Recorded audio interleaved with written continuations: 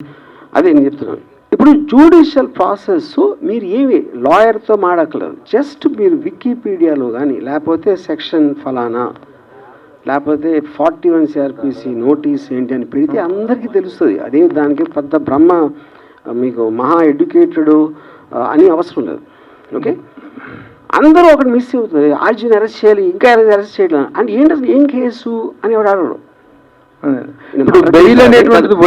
కేసా లేకపోతే కిడ్నాపింగ్ కేసా, ఏం కేసు అసలు అది కదా మెయిన్ డిస్ప్యూట్.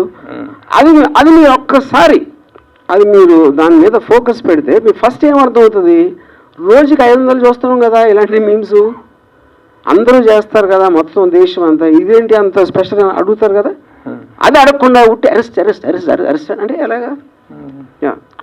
ఇప్పుడు బెయిల్ పూర్తి స్థాయిలో వచ్చింది, సోమవారానికి వాయిదా వేశారు కదా సార్. అది జ్యుడిషియల్ ప్రాసెస్. నేను చెప్పేది ప్రాసెస్లో ఇంటరిమ్ బెయిల్ ఇస్తారు ఒక డేట్కి, దాని తర్వాత ఎక్స్టెండ్ చేస్తారు, లేకపోతే ఇంకోటి ఇస్తారు, లేకపోతే ఇంకోటి ఏదో వేరే పిటిషన్స్ అన్నీ వేస్తున్నాం. అదంతా డ్యూ ప్రాసెస్. ఆ డ్యూ ప్రాసెస్ అనేది ప్రతి దాంట్లో ఉంటుంది. కానీ మెయిన్ పాయింట్ ఎక్కడండి, నేను యాంటిసిపేటరీ బెయిల్ ఇచ్చిన రీజన్ ఆల్రెడీ చెప్పాను. కానీ ముఖ్య రీజన్ ఏంటంటే పోలీసులు ఇంతవరకు చెప్పలా నన్ను అరెస్ట్ చేస్తానని, అరెస్ట్ చేయబోతున్నామని చెప్పలా. అది మెయిన్ పాయింట్ నేను చెప్పేది. అది మీరు అవాయిడ్ చేసేసి మీ మొదలంతా అరెస్ట్ అరెస్ట్ అరెస్ట్ అని అంటున్నారు. అది ఇప్పుడు మీకు హెల్ప్గా నిలబడింది ఇండియన్ జ్యుడిషియరీనా, లేకపోతే గతంలో ఒకసారి వ్యూహం సినిమా రిలీజ్ అప్పుడు, ఒక్క నిమిషం సార్, వ్యూహం సినిమా రిలీజ్ అప్పుడు ఎలా మీరు సెన్సార్ మేనేజ్ చేశారు, ఎలా how you could have come out of this అని అడిగితే దావూద్ ఇబ్రహీం హెల్ప్ చేశాడని చెప్పారు మీరు. ఇప్పుడు ఎవరు హెల్ప్ చేశారు సార్? అంటే ఇప్పుడు దావూద్ ఇబ్రహీం హెల్ప్ చేశాడు అని మీరు నమ్మారు. అది జోక్ అని కూడా తెలియదు. ఇప్పుడు కూడా చెప్పేదండి.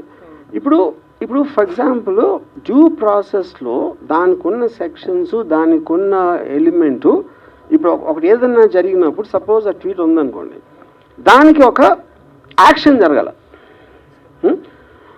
మీరు నేను మిమ్మల్ని ఇప్పుడు చెప్పాను ఫలానా వాడిని కొట్టమని చెప్పాను, నేను చెప్పాను అంతే. మీరు కొట్టి ఏం చేస్తారు, ఆర్జీవీ చెప్పాడు అంటారు. ఆర్జీవీ చెప్పినందుకు కొడితే అది నాకు దాని నుంచి డైరెక్ట్గా మీరు ఒక లాభం అనేది ప్రూవ్ చేయలేకపోతే నేను చెప్పినా కూడా that won't become an offence. Okay, so ఇప్పుడు 1 year బ్యాక్ నేను పెట్టిన ఏదైతే చెప్తున్నారో అది దాని వలన ఏం జరిగింది అసలు, ఇంత 1 yearలో ఏం జరిగింది ఒకటి. రెండోది, ఆ రోజున ఈయనంటే ఇప్పుడు నిద్రలేసాడు పెట్టినాడు, ఆ రోజున ఉన్న మెయిన్ స్ట్రీమ్ మీడియా ఇంక్లూడింగ్ వాళ్ళతో ప్రోలో ఉన్నా కూడా వాళ్ళు ఏదైనా అనుకున్నారో దాని గురించి అనుకోవాలి. ఎందుకు అనుకోలేదంటే వాళ్ళు చేస్తారు, అదే చేస్తారు, ప్రోగ్రామ్స్ చేస్తారు, ఏది డూపులు పెట్టి ఇది పెట్టి క్యారికేచర్స్ పెట్టి కార్టూన్స్ పెట్టి పొలిటికల్ లీడర్స్ని కానీ సెలబ్రిటీస్ని కానీ ఎవరినైనా కంటిన్యూస్గా మీరు కార్టూనిష్గా చేయటం అనేది it's a culture in the whole world, in free world. Ajeev గారు, అయితే 1 year బ్యాక్ జరిగిన దానికి కేసులు పెట్టడం ఏంటని మీరు అడిగారు. ఆ లాస్ట్ 5 yearsలో కూడా మీరు సినిమాలు తీశారు, ఈ గవర్నమెంట్ మారిన తర్వాత మానేశారు. ఎవరికి టైం వచ్చినప్పుడు వాళ్ళు నడిపిస్తారని ఎందుకు అనుకోవట్లే మీరు? ఎవరికి టైం వచ్చినప్పుడు వాళ్ళు నడిపిస్తారంటే ఏం నడిపిస్తారు అంటే మీరు పొలిటికల్ మూవీస్ చేయనన్నారు కదా, ఇప్పుడు కూడా చెయ్యొచ్చు కదా. ఎందుకు చేయాలి? మూవీస్ చేయడానికి నా రీజన్, అప్పుడు భయపడ్డారు అనుకోవచ్చు కదా దాన్ని.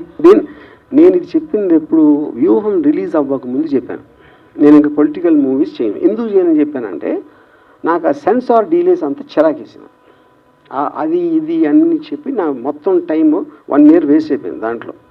దాని వలన ఆ విధంగా నా డెసిషన్ తీసుకున్నాను, అది నేను చెప్పింది.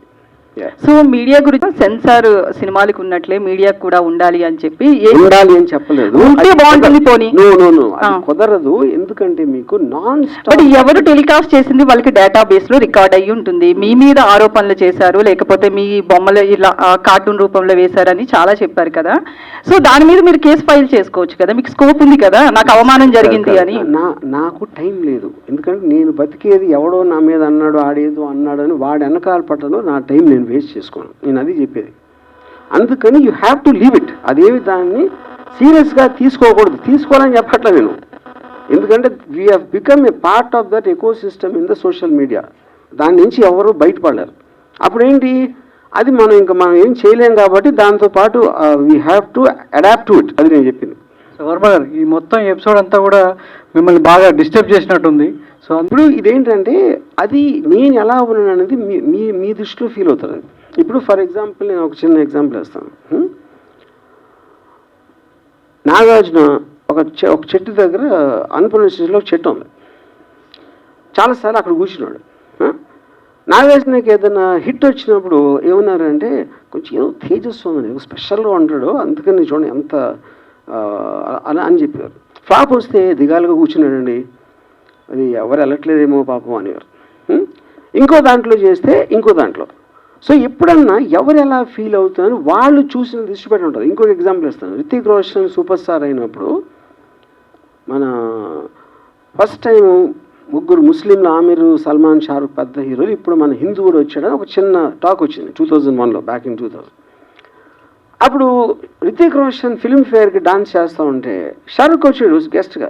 వీళ్ళందరూ షారుఖ్ మొహం మీద కెమెరా పెట్టి చూడండి ఇక్కడ నవ్వట్లేదు, లోపల కుమిలిపోతున్నాడు, అదేమో ఇదేమో ఇది అంతే. ఎవరు షారుఖ్ ఏమనుకుంటే ఎవరికి తెలియదు అసలు అక్కడ. అప్పుడు ఏంటంటే నేను ఎలా ఉన్నాను అనుకుంటే మీకు ఆనందం అనిపిస్తుందో అది మీరు అనుకోండి, అది ఈజీ కదా. వర్మ గారు, అంటే మీరు ఎలా ఉన్నారో మేము ఏమనుకుంటున్నాం అనేది పక్కన పెడితే, సో ఫస్ట్ టైం అరెస్ట్కి సంబంధించి వర్మ భయపడ్డాడు, అంటే పారిపోలేదనేది మీరు స్టేట్మెంట్ ఇచ్చారు, భయపడ్డారు అందుకే యాంటిసిపేట్ బెయిలేసాడు. ఏంటో తెలుసుకోవడానికి బెయిలేసాడా లేదా భయపడి బెయిలేసాడా? పోలీసులు అరెస్ట్ చేస్తారు ఏం చెప్పలేదు మీడియాకు, అందుకోసమే పోలీసులు వచ్చింది దేనికోసమో తెలియదు, కానీ మీడియా అరెస్ట్ అనేది ఒక ప్రాపగండా సృష్టించింది అనేది వర్మ మాట. కానీ దాని వెనకాల భయపడి యాంటిసిపేట్ బెయిలేసారు వర్మ అనేది ఒక మాట. సో దీనికి సమాధానం ఏంటి? మీకు తెలుగు రాదో మీకు బుర్ర లేదు నాకు తెలియట్లా. నేను రాగానే ఇది ఒక్కటే చెప్పా, ఫస్ట్ మొత్తం పోసగుచ్చినట్టు జరిగింది, నా కారణం ఏంటి అని చెప్పాక మళ్ళీ అడిగితే ఏంటి నేను చెప్పేది? యాంటిసిపేటరీ బెయిల్ రీజన్ చెప్పాను, అక్కడ జరిగింది ఏంటో చెప్పాను, పోలీసులు ఇంతవరకు నా టచ్లో కూడా రాలేదని చెప్పాను, డెన్లోకి రాలేదని చెప్పాను. మళ్ళీ అది అడిగితే ఏం చేయాలి నేను?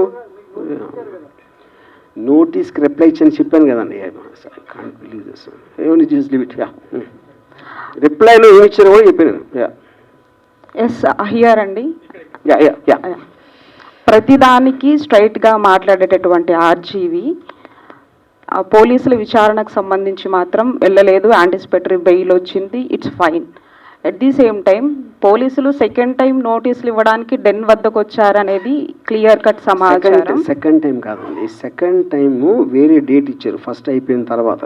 ఓకే, ఆ డేట్లో నేను 10 o'clockకి నేను రిప్లై పెట్టాను, నాకు ఫర్దర్ టైం కావాలి, లేకపోతే వర్చువల్గా వీడియోలో వస్తాను.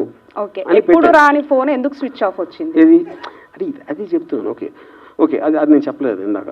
నేను 2 o'clock వరకు నా ఫోన్ స్విచ్ ఆన్లో ఉంది. ఓకే, దాని తర్వాత ఇది వాళ్ళు వచ్చింది 10:30కి.